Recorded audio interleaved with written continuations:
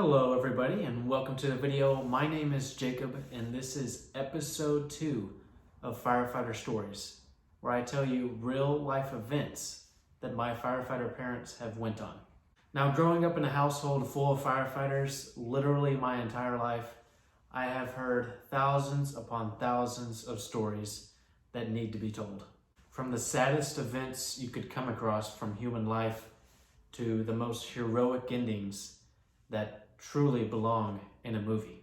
Anything you can think of, it's happened, they lived it, and I'm here to tell it to you. Now, here in episode 2, we are going to be talking about my mom's very first house fire. Now, this is truly what you think of a firefighter being. If you see it in movies and TV shows, this is the stereotypical viewpoint of a firefighter and what you would think of one. Going to house fires, big buildings catching on fire, they got to go inside and put it out. And this is the very first one that my mom did. And this was back when she was a rookie. Now, this was back in 1993, her very first year on the job. And I was honestly kind of worried if she even could remember that far back. But I asked her, I told her, there's no way you can't remember your first house fire. And thankfully, I was right, and she remembers, and that's exactly what I'm going to tell you about today. Now, these things can be very, very scary. We've all heard of tragic events of firefighters, and these, no matter what gear they have or how trained they are, even the most experienced firefighters are always in danger when it comes to a real house fire. Now, going to a house fire, she was very, very nervous. There's no way you couldn't be, especially if it was your first job. And she was about to experience truly what she signed up for. The very first house fire she went on was actually a trailer. Now, if you know anything about these things, they go out all the time. If there's a house fire, it's most likely going to be a trailer. Not all cases, but they really do burn up literally all the time, and they can be very dangerous because they go up in an instance. And the reason a lot of these trailers do burn up so quickly, well, mainly just because of the materials they're made out of. They're on the weaker side of things, and what they're built of, they can easily turn into one giant flame very quickly. And when it is on fire, you don't know how long until that thing collapses. And in most cases with these trailer fires, a lot of times it's just because the interiors were completely cluttered. A lot of times it's a space heater. That is a very common thing that catches these trailers on fire. It's unfortunate, but they go up pretty easily. Now, getting on scene, she could not believe it. Her heart was racing. She was actually at a real fire since she joined up. Now, inside this house, it was already burning pretty good by the time they got there, and it was really, really, really smoky. I mean, she said as soon as she went inside after getting the door open, and she ended up being the one to get the door open, so that's pretty cool. Have the rookie open it all up, start it all off, but it was super exciting for her. Once she got that door open, it was complete smoke. You could not see an inch in front of you. Now, once they got inside, they had to find where the fire was. That can be very, very difficult, especially if you can't see anything. But that's not even the worst part. The worst part is they can be very cluttered on the inside. You have no idea what you could be tripping over, what you could be stepping on. You don't know where the doors are, the rooms are. You have no idea. You can literally not see an inch in front. It's that thick in there. So basically, they just had to crawl around and hope for the best. Now, one of the first things they came across was a door. And once he opened it up, he thought he opened it up. He still could not see. He thought, really, I guess I opened the door up. But once he got through, he started sticking his arm around and going through everything, and he kept seeing food and everything, and it just didn't make any sense to him. It wasn't until after the fire that they figured out one of the first things they crawled through and was trying to find an exit to another room was a refrigerator. So that just shows you, if you can't see a refrigerator, you know it's smoky in there. And they were crawling around through the food and figuring out, why is this here? It makes no sense. This does not look like a door to a room. And it wasn't. Eventually, after they grabbed a snack from the fridge, they ended up finding a room in the back that was actually the source of the fire. Now, when you're dragging a super heavy hose all the way through the back of the house, on top of God knows what, it can be very tiring. And getting that hose through everything and making sure it's not caught on a chair or a table, just successfully getting it to the back room was somewhat difficult, but they found the source of the fire and they eventually started putting it out. It didn't take too long compared to other fires. This wasn't the worst thing that ever happened, but after a little while they got everything out, and she was excited. The first thing that went through her head was, holy crap, I just did that. I just helped put a fire out. I am officially a firefighter. I mean, this was a big thing for her. It'd be a big thing for anybody. And it's amazing to think back all the way to 1993. She remembers it completely. And that just shows you how excited she was at the moment. Her very first structure fire. And structure fire is the technical term for house fire. A house, a shed, a building, it's all structure fire. And this was her very first one. And she couldn't believe it. She was super excited, nervous at first, but it was a huge relief. She thought, I did it, and I can continue to do this. And I finally got my first one over with. Thank God. I can finally look forward to maybe a couple more in the future now.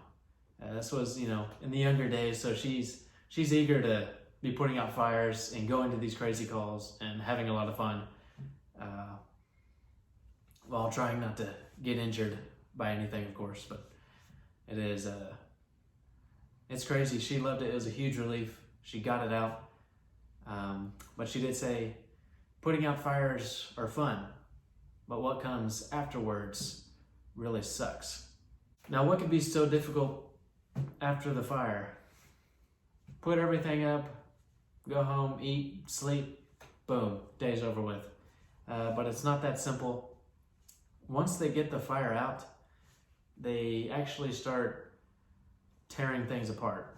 Going into the ceiling, going into the walls, checking the attic, checking behind other doors, just really kind of tearing things up. Now, the reason they do that is once it's out, you got to make sure it's out. There can always be a few ambers floating around, hiding somewhere in the attic, inside a wall. You want to completely make sure everything is out. You don't want to leave and then 30 minutes later a fire started back up and you got to go back to finish the job. That part can be really dirty, really nasty, and just, tearing up a dirty, wet, smoked up house, you're gonna get crap all over you and crap all over your gear. So once they do eventually make sure everything's good to go when the fire is out, that's when the truly sucky part begins. The first thing they gotta do is, put everything up. No firefighter likes that. They've never liked that in the history of firefighting. Make sure everything's kind of cleaned up. Make sure all your gear is back in the trucks. The hoses, which nobody likes rolling the hoses back up. That can be a complete nightmare. Making sure everything's put back in the truck. You're not forgetting anything. You have to look everything over. It's tiring, it's dirty, and it can take a while. But eventually they make their way back to the station. This being her first fire, when she got back, she learned just how stinky everything can be. And what I mean by that is smoky. Over the years growing up, you can tell when they've been to a structure fire when they get back home, because as soon as they open that door, you can smell their gear from a mile away. I mean, it's thick. It smells like, I mean, they're basically a walking campfire. And it can be crazy to clean that smell out of their gear. So they actually have super industrial washers and dryers at the station, and that helps with that. And thank God they do, because once you leave gear somewhere, you could leave it in a room for 5 seconds, take it out super quick, it's never in that room again, but that room is still gonna smell like smoke for quite a while, and it's almost just overwhelming. I mean, you're basically breathing in smoke. Now, this was a tough job, especially in her rookie year. She said to me that she still wasn't sure about too many things and didn't really know too much of the technical things of putting out a fire and exactly what you have to do. But you got to start somewhere, and you can only gain experience, well, from actually doing it. And she was excited. Like I said, this was a huge relief for her. It was a big step in her life. This is exactly what she signed up for, and she was looking forward to it. It was fun. Definitely scary at first. There's no way it wouldn't be. It's like, oh, by the way, that house is on fire.